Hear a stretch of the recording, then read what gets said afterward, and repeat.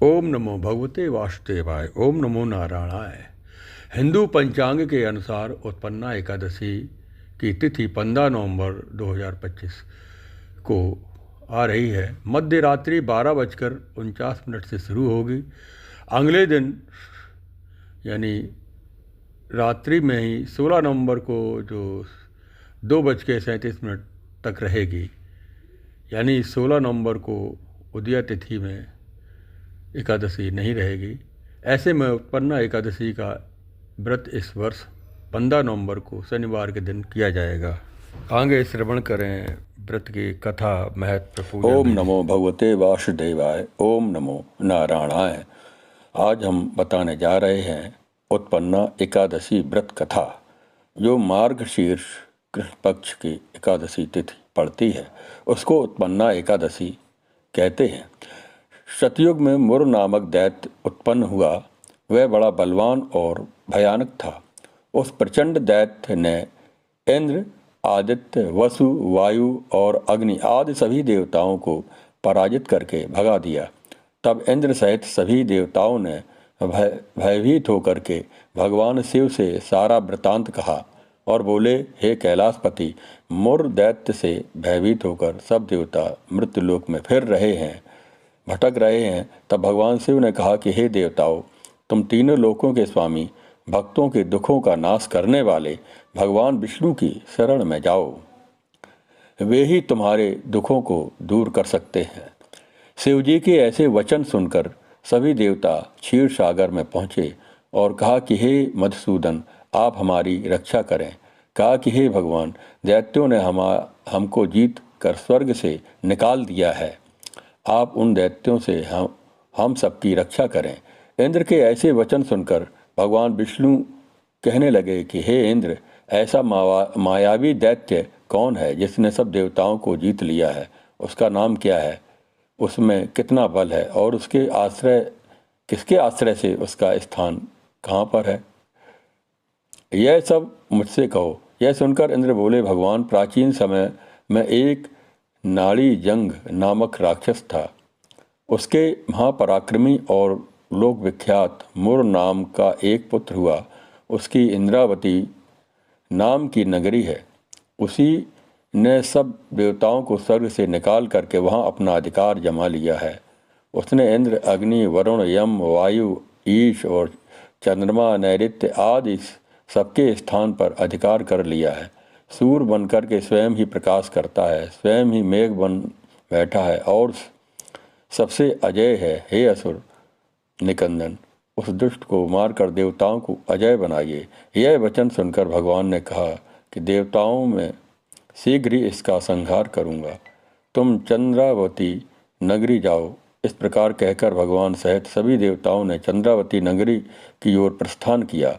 उस समय दैत्य मुर सेना सहित युद्ध भूमि में गरज रहा था। जब स्वयं भगवान रणभूमि में आए तो दैत्य उन पर भी अस्त्र शस्त्र आयुध लेकर के उन पर हमला कर दिया, आक्रमण कर दिया। जब वो शस्त्र लेकर के दौड़े तो विष्णु ने उसे सर्प के समान अपने बाणों से बींध डाला। बहुत से दैत्य मारे गए, केवल मुर बचा रहा। वह अविचल भाव से भगवान के साथ युद्ध करता रहा। भगवान जो भी तीक्ष्ण बाण चलाते वह उसके लिए पुष्प सिद्ध होता। उसका शरीर छिन्न भिन्न हो गया, किंतु वह लगातार युद्ध करता रहा। दोनों के बीच मल्ल युद्ध भी हुआ। 10,000 वर्षों तक युद्ध चलता रहा, लेकिन मुर नहीं हारा। थक कर भगवान भद्र का आश्रम चले गए। वहाँ हेमवती नामक सुंदर गुफा थी। उसमें विश्राम करने के लिए भगवान उसके अंदर प्रवेश कर गए। वह गुफा 12 योजन लंबी थी और उसका एक ही द्वार था। विष्णु भगवान वहाँ योग निद्रा की गोद में सो गए। मुर भी पीछे पीछे आ गया और भगवान को सोया देख करके मारने को उद्यत हुआ। तभी भगवान के शरीर से उज्ज्वल कांतिमय रूप वाली एक देवी प्रकट हुई।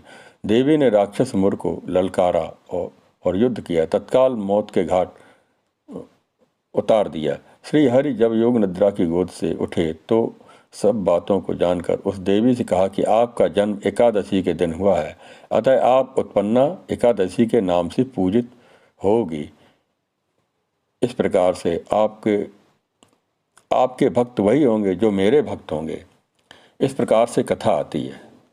जैसे मनुष्यों का 100 वर्ष लगभग आयु बताई गई है। द्वापर सतयुग में आयु अधिक हुआ करती थी। पहले उस प्रकार की वनस्पतियाँ, इस प्रकार का वातावरण उस समय था, उनकी बनावट, लंबाई और उतने दीर्घजीवी हुआ करते थे। इसी प्रकार जैसे हमारे मनुष्यों का एक दिन होता है तो देवताओं का भी, हमारा एक वर्ष देवताओं का एक दिन होता है। इस प्रकार से ब्रह्मलोक में और विभिन्न लोकांतरों में यक्ष गंधर्व जो हमारे आकाशीय पिंड है, जो लोकांतर हैं, उनकी आयु अधिक होती है। जो ये युद्ध हुआ, देवासुर संग्राम चलता है, उसमें देव दानव पृथ्वी के नीचे तल की तरफ, पृथ्वी के ऊपर 9 ग्रह और नक्षत्र हैं और ध्रुव तारा तक बहुत से ग्रह नक्षत्र आ जाते हैं। उनकी उम्र आयु अधिक मानी गई है। इसी प्रकार जो नीचे जो है, अतल वितल सुतल तलातल महातल रसातल, उधर भू भुवा स्वाह में जन तप सत्य, वे ऊपर के लोकांतर है। तो मनुष्य का शरीर मर जाता है, मृत्यु को प्राप्त कर जाता है, लेकिन उसकी जीवात्मा और जब तक ज्ञान, परमात्मा का ज्ञान प्राप्त नहीं हो जाता, परमात्मा को प्राप्त नहीं हो जाता, अपने पुण्य के कारण लोकांतर ऊपर चला जाता है। जिसे हम कहते हैं, भगवान श्री कृष्ण ने गीता में बताया है, ये ते त्वं भुक्त्वा स्वर्गलोकम विशालम क्षीणे पुण्ये मृतलोके वसन्ति एवं त्रयी धर्म मनुः प्रपन्ना गतागतम काम कामा लभन्ति। मनुष्य अच्छे पुण्यात्मक कर्म करके लोकांतर में ऊर्ध्व लोकों में जाता है और ऊर्ध्व लोकों में हजारों लाखों वर्षों तक जो स्वर्ग का भोग करके, उसका जो आनंद प्राप्त करके, इसके बाद फिर वो मृत्युलोक में आता है। मृत्युलोक एक कर्म भूमि है। यहाँ के कर्मों के अनुसार, पाप पुण्य के आधार पर नरक और स्वर्ग, अपवर्ग या परमात्मा को प्राप्त हो जाता है। जब तक ज्ञान प्राप्त नहीं होता तब तक वो मोक्ष को प्राप्त नहीं कर सकता है।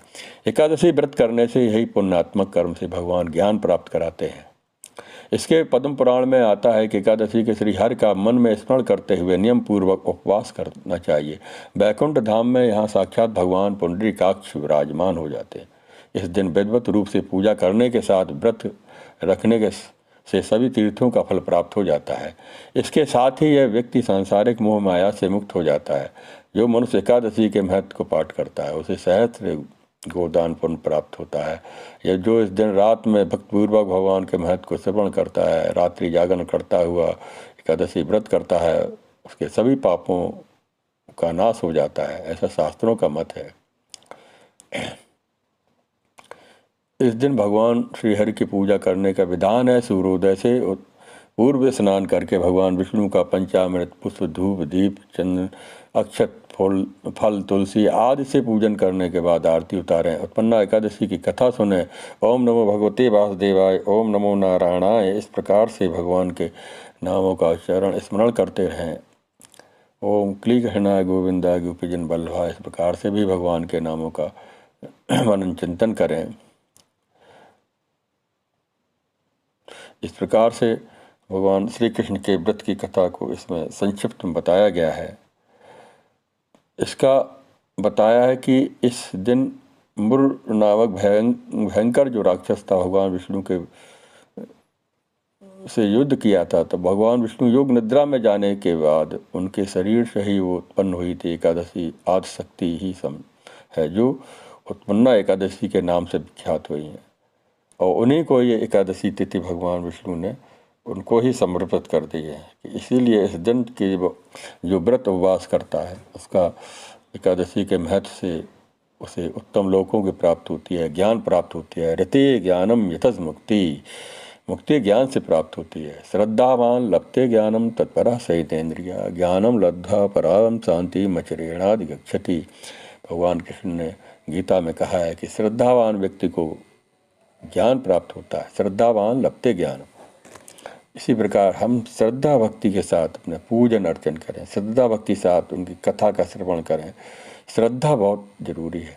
यज्ञा नाम जप यज्ञ, भगवान श्री कृष्ण ने कहा यज्ञों में जप यज्ञ हमारा स्वरूप है। जप यज्ञ श्रेष्ठ माना गया है। मानसिक रूप से हम जप करते रहें, बोल करके वाचक जप करें। और वाचक जप जो होता है बोल करके किया जाता है, उसमें हाथ पैर धो करके, मुंह शुद्ध करके, कुल्ला करके हम मुंह से बोलते हैं तो हमारे यहाँ शुद्धता जरूरी है।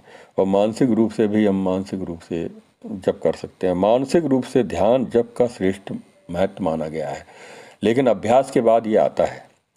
हम ऐसा अभ्यास बना दें, मानसिक रूप में हम राम राम राम राम राम मन में ही करते रहें, कार्य करते रहें, राम राम राधे कृष्ण राधे कृष्ण राधे कृष्ण मन में ही नाम सुमरन करते रहें। नाम सुमरन का अधिक महत्व है। नारायण के नारायण नारायण करता हुआ अजामिल की मुक्ति हो गई थी। नारायण नारायण करते हुए बहुत से भक्तों का उद्धार हो गया, कल्याण हो गया। इस प्रकार से भगवान के बहुत से नाम हैं जो विष्णु सहस्त्र नाम में सहस्त्रों नाम, हजारों नामों का वर्णन किया गया है। उनके जो प्रिय नाम है, उनके किसी भी नाम का हम जप करें, स्मरण करें, श्रद्धा के अनुसार जप करें, कल्याण अवश्य होगा। ओम नमो भगवते वासुदेवाय, ओम नमो नारायणाय। इस प्रकार से एकादशी के दिन हम भगवान के विष्णु सहस्त्र नाम का पाठ करते हैं। राम रामेत रमेत रामे मनोरमे सहस्त्र नाम तत्तुल्यम राम नाम वरानने। यह इस प्रकार भगवान का, श्री राम का इस प्रकार नाम जप करते हैं, भगवद गीता का पाठ करते हैं। षोडशोपचार, पंचोपचार अपनी श्रद्धा के अनुसार जप पूजन करना चाहिए, रात्रि जागरण करना चाहिए। ओम नमो नारायणाय।